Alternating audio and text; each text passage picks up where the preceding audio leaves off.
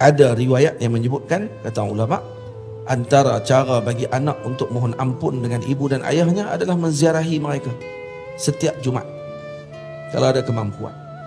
Ziarah sahaja akan boleh menyebabkan anak tadi diampunkan dosa dan dicatatkan dengan sebagai anak yang berbakti kepada kedua ibu ayahnya. Di sini saya sebutkan dia punya tertibnya.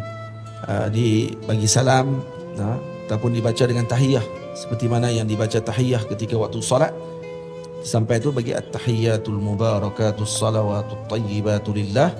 Assalamu alayka ayyuhan nabiy wa rahmatullahi wa barakatuh. Assalamu alayna wa ala ibadillahis salihin. Sampai kat situ. Kemudian bagi salam kepada mak ayah kita. Assalamu alayka atau assalamu alaikum ya abi. Assalamu alaikum ya ummi. Jadi salam sejahtera kepada ayah, kepada ibu. Kemudian baca Al-Fatihah. Baca Fatihah, baca Qul huwallahu ahad 11 kali. Kemudian angkat tangan baca doa. Dan moga-moga itu diberikan oleh Allah dengan pahala yang berlipat ganda. Dan itu salah satu bentuk daripada birrul walidain, melakukan kebaikan kepada ibu dan ayah, menziarahi mereka. Ayah kita wafat, ibu kita wafat, tapi ruhnya tidak wafat.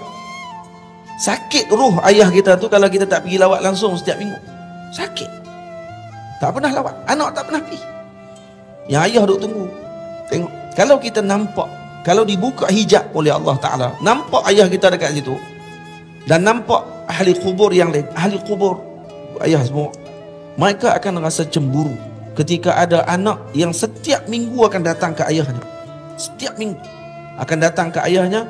Ayah orang lain cemburu pada waktu tersebut. Tengok, Masya Allah. Tapi mungkin anak kami tak boleh main, mungkin dihadiahkan Fatihah daripada jauh. Karena kita nanti akan mati. Kita akan mati.